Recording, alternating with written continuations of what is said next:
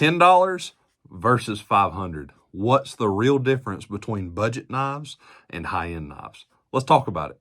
What's going on, everybody? It's Carson with Cross and Copper EDC. Welcome to today's video. If you're new here, make sure you hit that subscribe button below, like the video, and everyone drop a comment below. Do you prefer some more budget-friendly knives or high-end knives? Personally, I like them both. I like everything from the budget to the bougie, from the $10 to the $500 knives. I like them all. But what's the real difference? That's what we're talking all about today. What's the real difference between a knife like this? This is the Ozark trail knife I've made a video on a few weeks back. That's kind of taken the knife market here in America, at least, by storm. This is a knife produced by Ozark Trail for Walmart. $10 for a axis lock or crossbar lock style knife with a D2 steel blade with decent ergonomics and a pretty good knife for $10. Or what's the real difference between something like that and this Chris Reeve Inkosi, sorry for the oily fingers print smudge there, that cost $500. It's all produced here in America. High-end steel, high-end materials. So what's the real difference between these two knives? That's what we're going to be talking about today. Now, don't get me wrong. I love all kinds of knives. I've got knives, obviously, from this $10 Ozark Trail knife to that $500 Chris Reeve Inkosi. And that's the most high-end knife in my collection.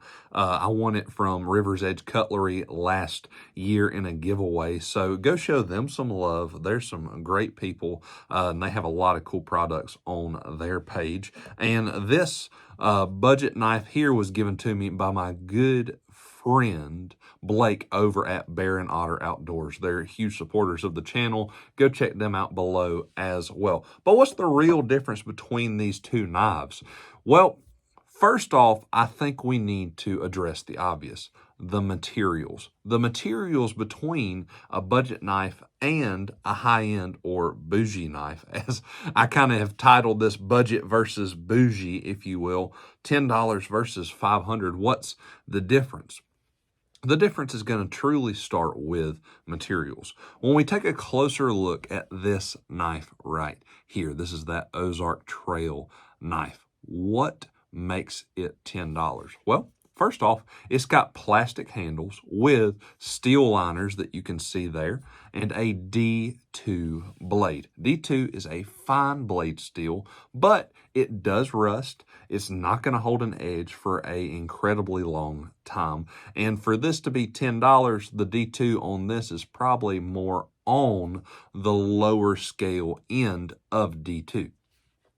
Produced in China, mass-produced for Walmart.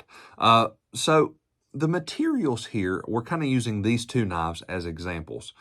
Most of the time when we hit those more budget knives, the cheaper knives, you're going to run into some materials such as D2 for the blade steel, or you're going to see 14C28N, which personally I love as a steel. It's one of my favorites.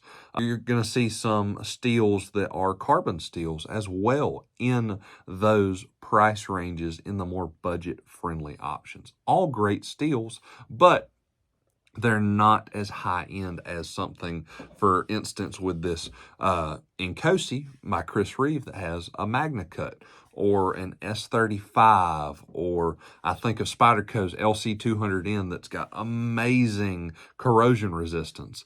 I think of Maximate by Spyderco, crazy edge retention. The Rex 45, Rex 121 by Spyderco, these crazy edge retention steels that are going to hold an edge forever or stay very, very corrosion resistant. I think of Vanex that's done by Quiet Carry on some of their knives that basically will never rust.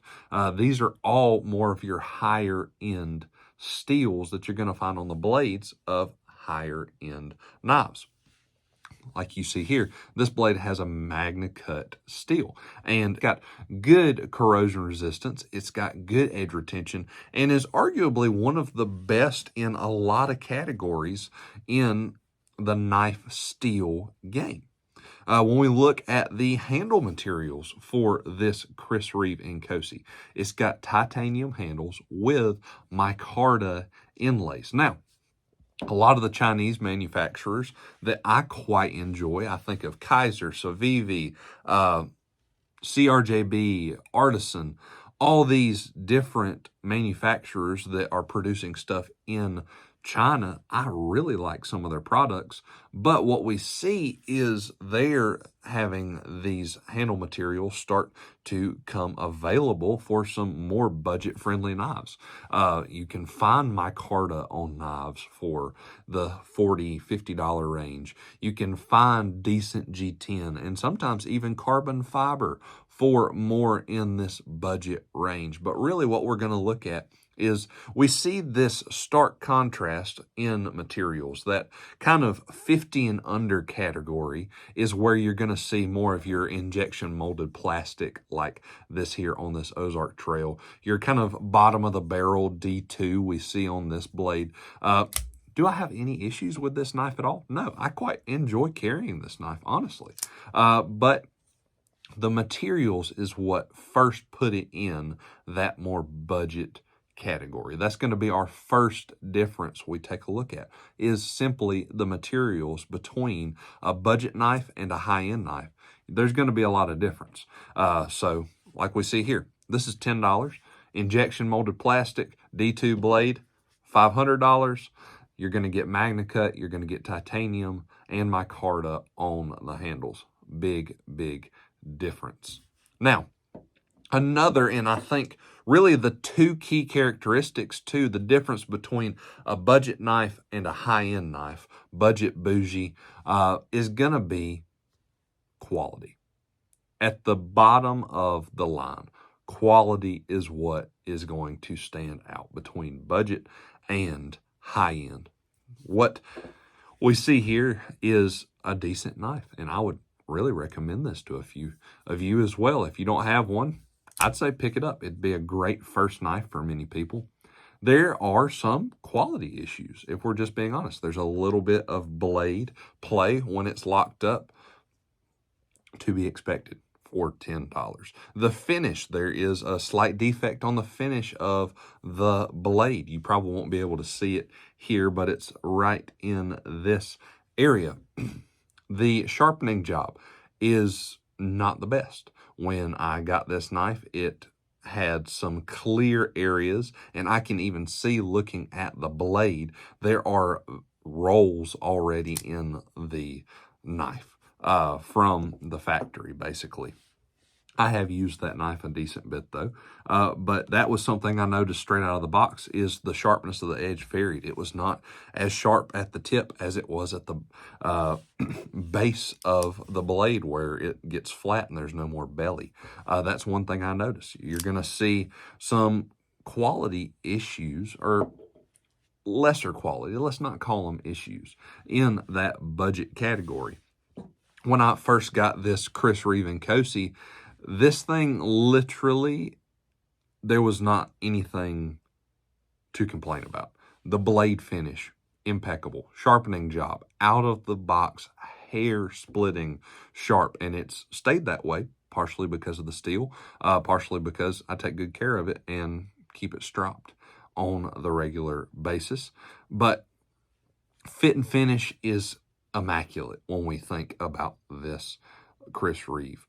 And that's going to be something you find on more of your higher end knives. I think about another knife I have that's, in my opinion, very high end. It may not be in y'all's opinion. I was gifted a Jack Wolf knife by my good buddy at Richter Knives. Y'all go check him out. Great YouTuber as well. He gave me a Jack Wolf mini sideboard jack. Phenomenal fit and finish on that beautiful, beautiful slip joint. I'll pin the video up here if you want to go check that video out. But fit and finish is phenomenal. For instance, in the slip joints, that is the nicest slip joint I have. Fit and finish is great. The lockup on the spring on the back, fantastic, seamless almost into the blade. But I've got some case knives, and I love my case knives. But there's a big difference in the fit and finish in a $60, $70, $80 case knife and a $200-300 Jack Wolf slip joint. Big difference in the quality. So I believe what really separates the $10 budget knives and the $500 high-end knives are these two things. First off, materials. The materials is what's going to make your knife cost the most, as well as the rarity. You can get one of these a whole lot easier than you can get one of these. Rarity has a price, if we're just being honest. Quantity, there's a price to it. So that's one thing. Quality. The quality of the product is going to stand out. The difference is very clear when you see the end result of a $500 knife to a $10 knife. There really is no comparison in the quality. But all knives are created for different purposes and different people. I'm a firm believer that I can enjoy a $10 knife just as much as a $500 knife. And I truly think what makes the biggest difference between a budget knife and a high-end knife are those two things: quality and materials. That's what's going to make the difference. So I hope you enjoyed today's video, and drop a comment below. Do you prefer more high-end knives or more budget knives? For me personally, I'd say $150 to $200 range is kind of my sweet spot. I love the knives that you can buy for that price range. You can get some awesome stuff for $100. You can get some awesome stuff for $200. But that's really kind of, as far as right now is concerned, most of my knives are within that price category. I hope you've enjoyed today's video, and remember, EDC is not just what's in your pockets, but it's what's in your heart and mind as well. So make sure all of your EDC is helping you have a great day. God bless.